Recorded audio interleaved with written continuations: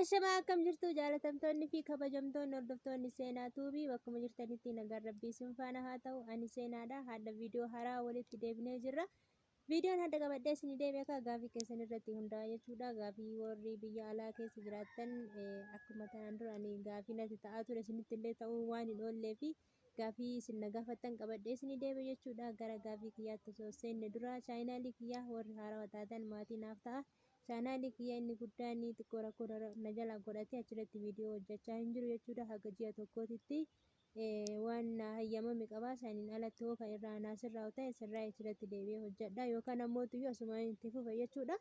Amma immoo gartokkaa'ee gara keessanitti deebi'uun yaala jechuudha yoo rabbi jedhe. Kanaaf egaa walirraan bannu jechuu barbaade tananii gaafii keessan hadda qabadhee isinii deebi'ee jira jechuudha. Gaafiin keessan maal ture?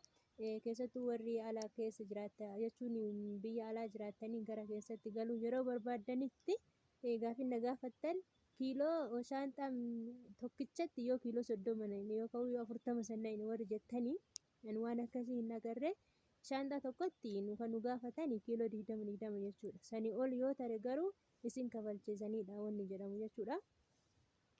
Isin ammoo tuyyuu haaluma isaan jedhasaniin shaanxaa tokkotti kiiloo 20 guddaatti jechuudha. Kaawwanni xixiqqaa saniin mazzananii xixiqqaa irra deemtu san jechuudha. Akkasumatti isin dabarsanii yoo irra tare garuu birri isin kafalchiisanii isin jedha jechuudha. Kanaaf shaanxaa irratti warri na gaafattan isa kana lammaffaa irratti galanii deebi'uun hin danda'ama warri naan jettanii na gaafattaniif galanii deebi'uun sirriitti danda'ama uummata akka rakkoo hin qabu.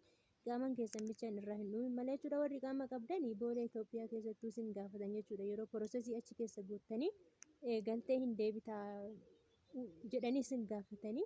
Kanaaf waan isin sirraa jira jechuudha. Galanii deebi'uun hiyyama qabaattanii galanii deebi'uun sirriitti danda'ama. Uummata akka rakkoo hin qabu jechuudha. Hin dandeessan isin jechuu barbaadee tananii.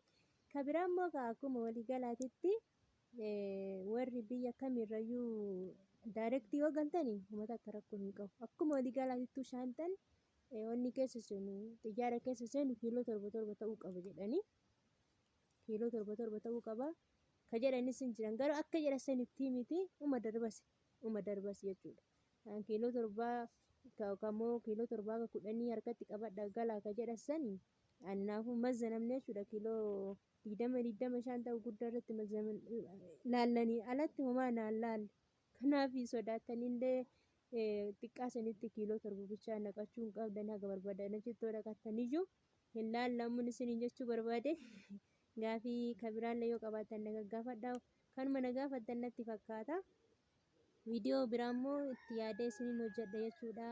Warri biyya alaa keessa jirtan ijoolleen baay'een keessan immoo lakkoofsa illee jala naagota hin dubbistanii rakkoo akkanaa jettanii. Akkuma waliigalaatti ani biyya kan gale biyya Beerut keessaa biyyi Beerut baay'ee rakkuma jirtutti wanni isin hin sirroofne yoo ta'e keessa galuudhaan isin hin jedha akka kiyyaa kana homaa gochuu hin danda'amu.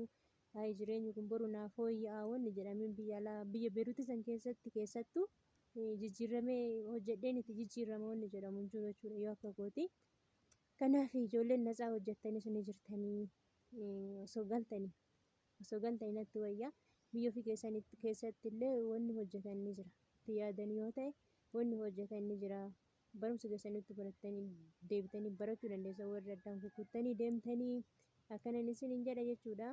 Gaafii biraallee hoo kan qabaattan ta'e na gaafadhaa. Warri isin na gaafattan kiiloo irratti kiiloon kun akka kana jechuudha. 20 biyya kamiifuu kan hayyamamu.